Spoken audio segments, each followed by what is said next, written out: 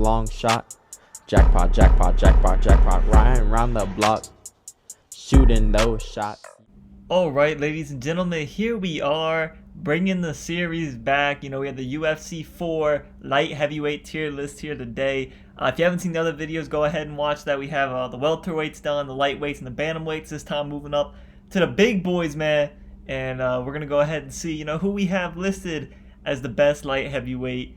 Before we get into that, you guys already know S tier, obviously the best. No one can stop them. The greatest of all time. If you're an F tier, basically it's everyone I'm not going to say. They're not a viable fighter. I don't see a reason to use them over other fighters. So, going right into it. At D tier, we have Jared Cannonier. And now, if this was at middleweight, Jared Cannonier would probably be up in that B tier range. But at light heavyweight, he is short.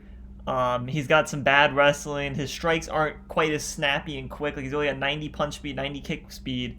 So, and he's also got the 86 footwork. And when you're 5'11" and have 86 footwork, it's very hard for you to get on the inside. But the reason he makes this list, man, 97 punch power, 95 kick power, and he's very durable fighter, 93 chin, 93 body, 94 kicks. And also in the top right corner, you see I've added this now, the top perk. So if you don't know what the perks do, basically adds +5 to whatever stat it's helping. So fast hands, whenever you throw a uppercut, hook, overhand, you're going to get +5 punch speed and I believe +5 punch accuracy. So very big deal right there. That makes his hooks, going from 90 to 95 speed. Very big difference. So, like I said, I think he's viable. You can use him, but I wouldn't recommend this to anyone. Like, if you don't already use Cannonier, I wouldn't start. It's already, if you love Cannonier middleweight, you can use him at light heavyweight, but there are other recommendations.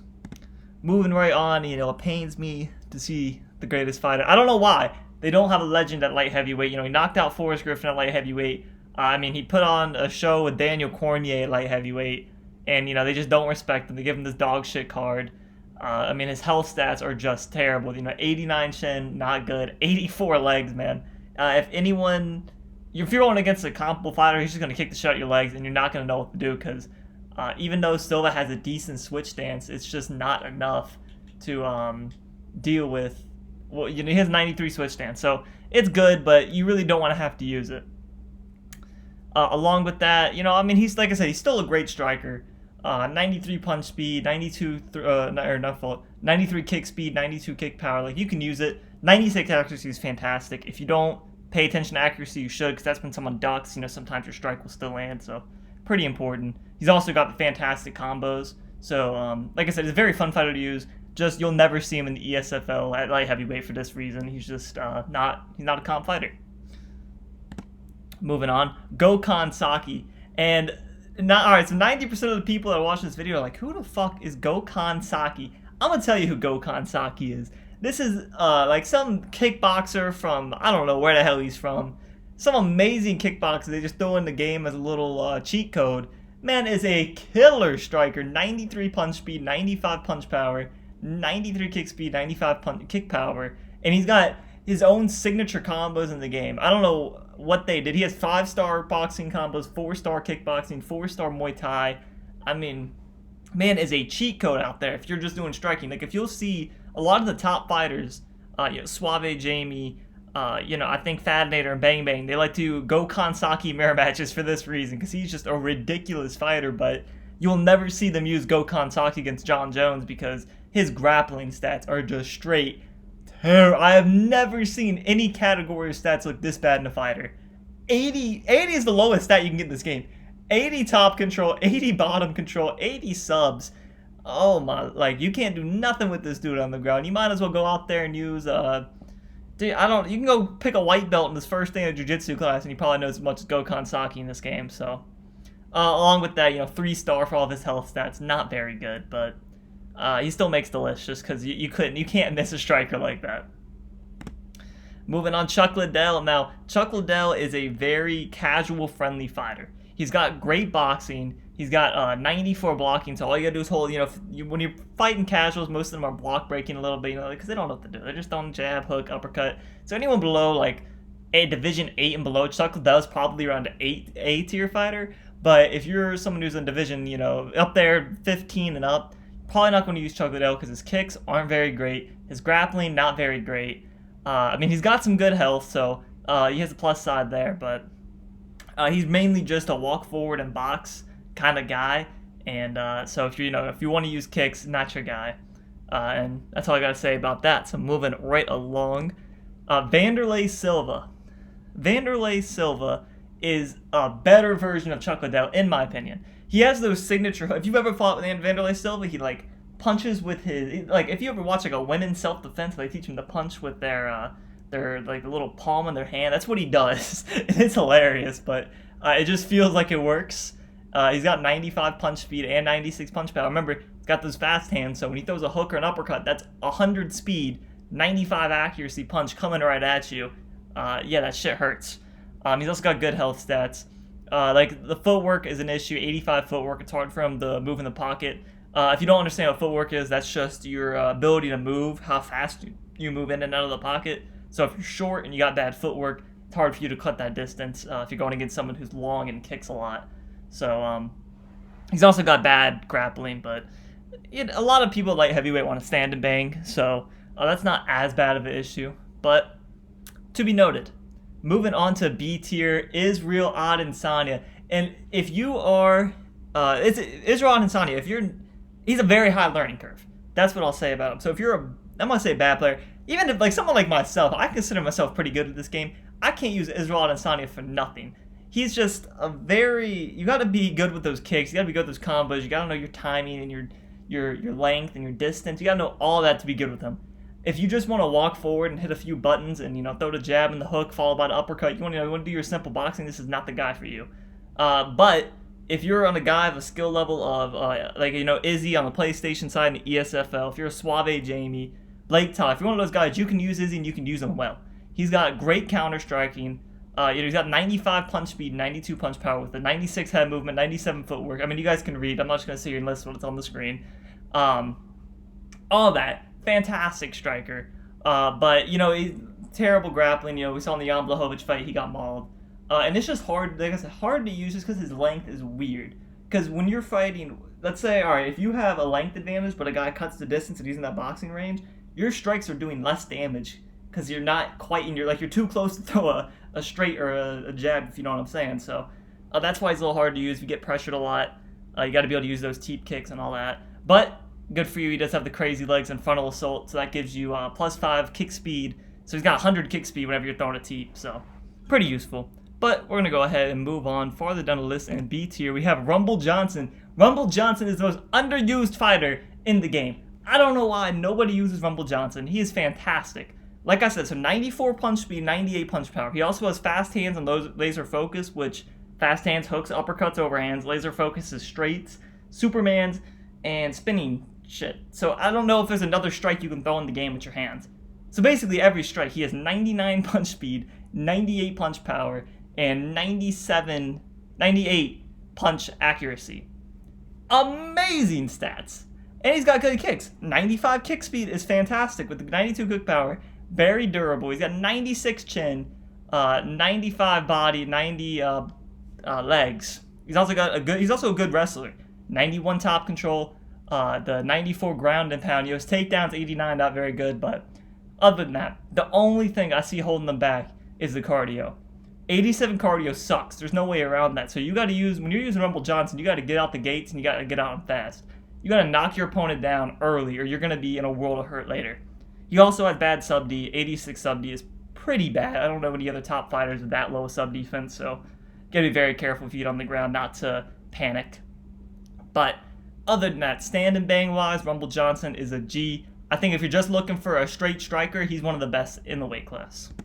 Talking about straight strikers, Alexander Gustafsson, man, beautiful boxer. I think he is the John Jones counter. If you fight guys that only want to use John Jones, Gustafsson is your guy. This is my personal favorite fighter to use the weight class. He's got great length. He's 6'5" with almost 80-inch reach, so he can out-touch everyone. He's got the great boxing. And even though, so I look in here, I say he has bad kicks, 89, 90. The stats are bad, but he's got a front leg teep. He's got a back leg teep. He's got the spinning side kick. He's got all types of shit, so it really does work. If you're fighting, let's say it's Gustafsson versus Rumble Johnson, you can use those teeps to get out of range and then box him, or you can hit him and he can't. That's the good thing about Gustafsson. If you're good with his range, fantastic striker. He also has good health, the 94 cardio. He can take you into those 5-round fights. And his wrestling's also pretty good. 87 bottom control, obviously not where you want it to be, but he's also got the fast hands, laser focus. So go ahead and throw 100 punch speed on that bitch. Slap that on there. Moving on though, Alexander Gustafsson, great pick. Glover Teixeira, and Glover Teixeira is a wild card. I don't know what to think about him because he's pretty well rounded. I see a lot of people do actually use him. He's got the good boxing. His submission's obviously fantastic. Recently submitted Gustafsson, so he's got 94 sub offense, 92 takedowns. This is a guy that can wrestle. This is more of a jack of all trades, master of none. So if you're going against the John Jones, you might want to take him down because I don't think he's going to be a good pick. But it's like if the guy you're going against can't wrestle, you should wrestle him. If he can't strike, then you should strike with him. It sounds obvious, but that's just what he is. He's the counter pick for everybody. The only thing I'd say that's bad about him, his kicks kind of stink. His footwork, not that great. I didn't really have anything too negative to say about him. I just got to put something in that red list. So we're going to go ahead and move on to A tier. Jiri Projakovic. And now when Jiri Projakovic got that knockout in Dominic Reyes, everybody started using him. And then just as time went on, he got less and less fans, I guess, on UFC 4. I almost never see a Jiri pick anymore for some odd reason. Still a fantastic striker. You see 95 speed, 96 kick power, 92 accuracy. Got the good kicks. 95 footwork, and he's also, how tall is he? Let me go ahead and look at mine. 6'3", 80-inch reach. So having that great footwork along with being that long, it's almost overpowered, man. You can just go in there, touch someone up, and get out before they can hit you. And you see all of his perks are for you to pressure. Pay to miss is +5 head movement when you're moving forward, or if you're standing still. Predator, I think, is +5 footwork when you're moving forward. So things like that help you out a lot. So if you want to be a pressure fighter, I think Jiri's the best in the game right now at light heavyweight. That's who I would personally use. He's also, only thing kind of sucks about him is grappling stinks, but that's how it is in this weight class a lot. You see a lot of guys are great strikers with shit grappling, or they're shit strikers with great grappling, so nothing too surprising there. Like I said, and I think this is a guy you can use in comp. Other than the grappling issues, if you can stay on their feet, I mean, it's really hard to have a matchup against him. Moving on, Jan Blachowicz, Polish power man, even though he lost his belt, still a great pick. He really, if anyone is going to be S tier at this weight class, it might be Jan Blachowicz. He has no weaknesses in his game. You see the one weakness I put, 89 bottom control. That's not bad at all. He's got great box. He's got great kicks. His wrestling's great. His health stats are great. There's nothing negative I can say about him. I did use Jan Blachowicz for a long time. The only reason, he just seems a little stiff to me. And that might just be a personal thing. I don't know why. If you look at his stats, it should say anything but that. But I feel like Gustafsson's got the better footwork. I can move a little better with him. I can just tag and move on. Jan Blachowicz, he's a little more buff to me. But, like I said, I think that's just a personal thing. Most well-rounded fighter of the weight class. I would totally recommend him if you're anybody. So, moving on, Daniel Cormier. Daniel Cormier, I used to use him back in the day a lot. I used to like to wrestle, and if you want to wrestle people, there's no one better. DC 97 takedown, 95 top control, 96 ground and pound. He's also got 5-star for every wrestling double leg, wrestling single leg, transitions, sweeps, reversals, all 5-star. So if you want to wrestle, DC's your guy. His subs are not bad, 92 subs. Got a great chin, great cardio. Obviously, the biggest issue with him, he's short and he's fat. So when you're short and you're fat, you're 5'11", you can't touch people. He's got the 89 body health. If you saw the Stipe Miocic fight, he got hit to the body like 15 times and he went out. So that's what you got to worry about with him. You got to block low a lot. His kicks kind of stink. His footwork kind of stinks. But if you can get in the pocket, or if you can take him down, this is your guy. Finally on the list, everyone knows who it's going to be, but I have a hot take. A tier, John Jones. Everyone's like, oh my god, why is he not an S tier? Let me tell you why.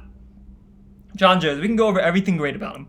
6'4" and 84-inch reach. If let's just say you go John Jones versus DC, John Jones is a foot longer reach advantage on Daniel Cormier. That's not even fair. I'll agree with you on that. But if you look at his other matchups, Gustafsson, it's only a 4-inch. Jiri, I think it's only about 4 inches. Jan, it's more compatible. He's got great cardio, great chin. His kicks are great, even though it only has 89 kick power. The frontal assault, so it gives him 99 kick speed whenever you're throwing front kicks or side kicks. So great there, good footwork. And for some reason, I think the best thing about him is his wrestling. 92 takedowns, 93 top control, 94 subs. That's pretty damn good with 96 ground and pound. But his boxing stinks. People don't realize that because whenever you fight a John Jones, almost everyone that goes John Jones is a pussy. So all they're gonna do is throw knees and elbows when you get close. But if you find a man with a little bit of respect, a little bit of repertoire, he's not gonna do that, and he's gonna get his ass kicked. Because 87 punch power, 88 punch speed is terrible by any means. If you saw that any other fighter, Forrest Griffin, for example, has very similar stats, and nobody uses Forrest Griffin. So his boxing stinks. His bottom control, if you can take him down, not that, like 89, not terrible. But it also 89 leg health. That does kind of stink.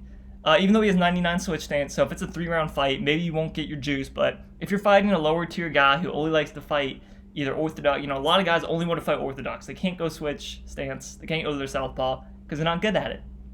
John Jones, if you can kick that first leg off and the guy doesn't want to switch, you'll have a good advantage for the rest of the fight. So I think he is extremely annoying, but not quite oppressive. And that's the end of my tier list. Thanks for watching, guys. If you agree or if you disagree, let me know in the comments. And what weight class should I do next? Obviously, I'm eyeing featherweight. Haven't done that one yet. Middleweight, also a great option. So y'all let me know, and I'll catch you on the next one. Heat. I be selling that heat. What you got on your feet? Air Force One, that's some old heat. 2-3 Jordan, that's a new feat.